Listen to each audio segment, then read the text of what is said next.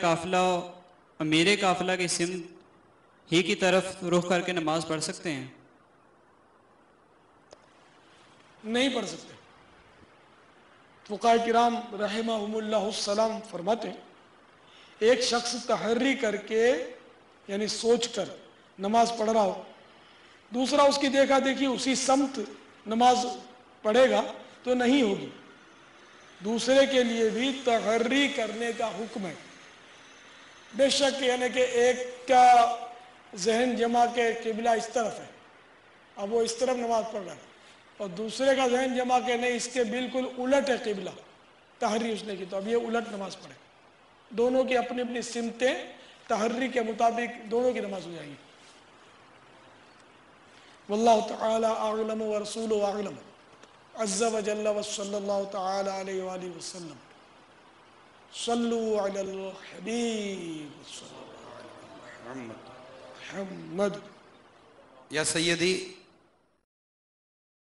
نماز کی چوتھی شرط وقت، کہ جو نماز پڑھنی ہے اس کا وقت ہونا ضروری ہے۔ برائے کرم اس کی کچھ وضاحت فرما دیں۔ مثلا آج کی نماز عصر ادا کرنا ہے تو یہ ضروری ہے کہ عصر کا وقت شروع ہو جائے، اگر وقت عصر شروع ہونے سے پہلے ہی پڑھ لی تو نماز نہ ہوگی۔ عموماً مساجد میں نظام الاوقات کے نقشے آویزاں ہوتے ہیں، ان میں جو مستند توقیت داں کے مرتب کردہ اور علماء اہل سنت کے مصدقہ ہوں، ان سے نمازوں کے اوقات معلوم کرنے میں سہولت رہتی ہے۔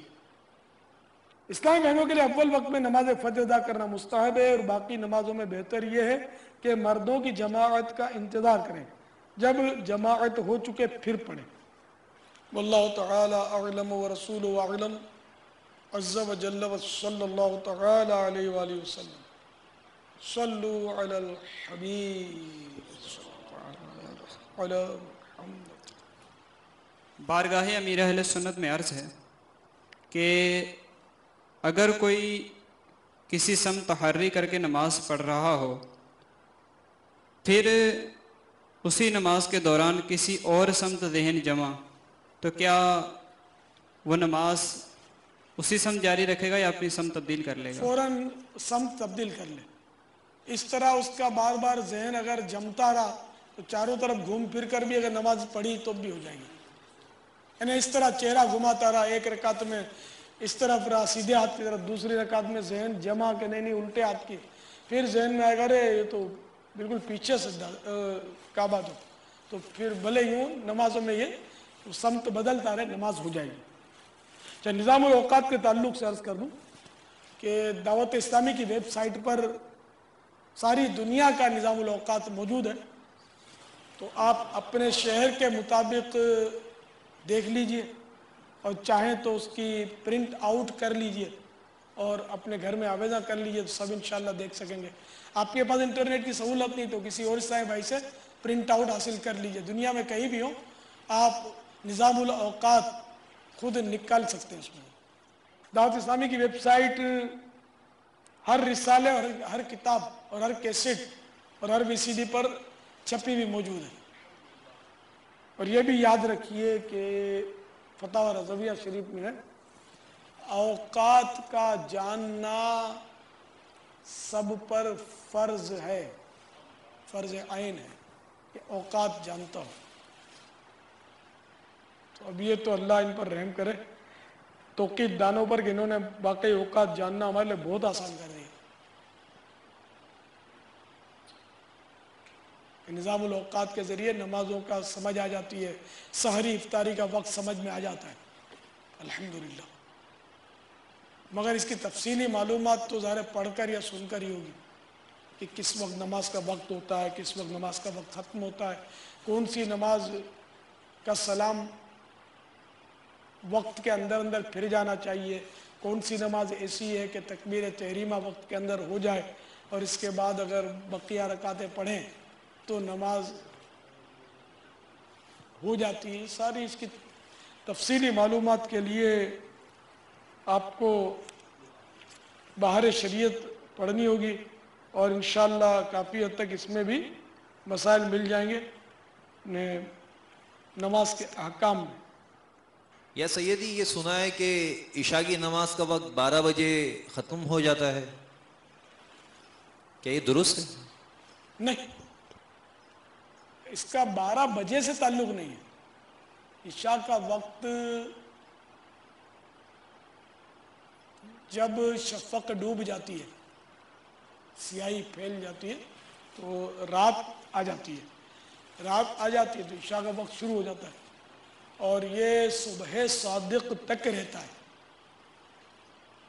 افضل وقت دوسری تہائی میں، یعنی رات کے 3 حصے کر لیجئے، مثال کے طور پر 12 گھنٹے کی رات ہے تو ابتدائی 4 گھنٹے یہ ایک تہائی ہوئی، وسطی 4 گھنٹے دوسری تہائی، اور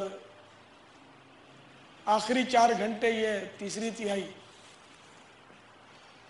تو دوسری تہائی میں افضل ہے عشاء کا وقت، مستحب ہے، اور تیسری تہائی میں مکروہ وقت ہے۔ تو اگر فرض رکعت کی تکبیر تحریمہ کہہ لی اور صبح صادق ہو گئی، عشاء کا وقت جاتا رہا مگر تکبیر تحریمہ وقت کے اندر پڑھ لیے، تو اس لیے 4 رکعتیں پوری کر لے، نمازیں ہو گئی، نماز فرض نماز ادا ہو گئی، سنت اور وتر رہ گئے کیونکہ وقت جا چکا اگر فرض ادا ہو گئی۔ امیر اہل سنت کی بارگاہ میں عرض ہے کہ یہ ارشاد فرمائیں کہ کون سی نماز کا وقت کے اندر اندر سلام پھرنا ضروری ہے، اور کون سی نماز کا وقت کے اندر فقط تکبیر تحریمہ کا ہونا ضروری ہے؟ دیکھیے، فجر، جمعہ اور عیدین کی نمازیں، میٹھی عید اور بقرعید کی جو عید کی نمازیں ہوتی ہیں، تو فجر، جمعہ اور عیدین میں وقت ختم ہونے سے پہلے پہلے سلام پھرنا ضروری ہے۔ باقی نمازوں میں، باقی فرض نمازوں میں تکبیر تحریمہ اگر وقت کے اندر کہہ لی تو یہی کافی ہے، نماز ہو جائے گی۔ جبکہ اسی نماز کو پوری کرنے میں کامیاب ہو گیا، توڑ دی یا ٹوٹ گئی تو پھر ظاہر ہے کہ وقت ہی جا چکا۔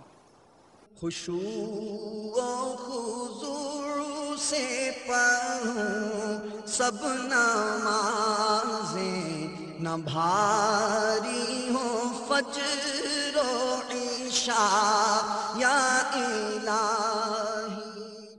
پیارے باپا جان، یہ ارشاد فرمائیے کہ نماز کے کتنے اور کون کون سے فرائض ہیں؟ نماز کے 7 فرائض ہیں۔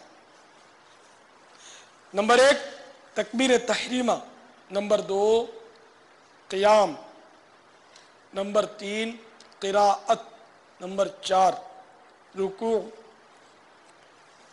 نمبر 5 سجود، نمبر 6 قاعدہ اخیرہ، نمبر 7 خروج بسنعہ۔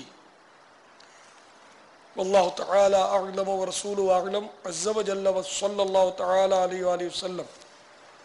صلو علی الحبیب صلی اللہ تعالی علیہ وسلم۔ امیر اہل سنت کی بارگاہ سراپا عقیدت میں عرض ہے کہ ان فرائض کی کچھ وضاحت بھی فرما دیجیے۔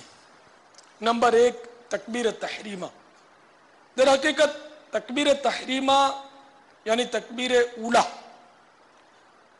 شرائط نماز میں سے ہے، مگر نماز کے افعال سے بالکل ملی ہوئی ہے، اس لیے اسے نماز کے فرائض سے بھی شمار کیا گیا ہے۔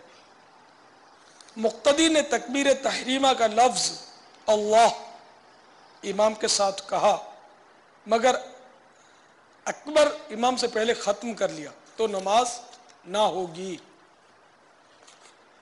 امام کو رکوع میں پایا اور تکبیر تحریمہ کہتا ہوا رکوع میں گیا، یعنی تکبیر اس وقت ختم ہوئی کہ ہاتھ بڑھائے تو گھٹنے تک پہنچ جائے، نماز نہ ہوگی۔ ایسا موقع پر قاعدے کے مطابق پہلے کھڑے کھڑے تکبیر تحریمہ کہہ لیجئے، اس کے بعد اللہ اکبر کہتے ہوئے رکوع کیجئے۔ امام کے ساتھ اگر رکوع میں معمولی سی بھی شرکت ہو گئی تو رکعت مل گئی،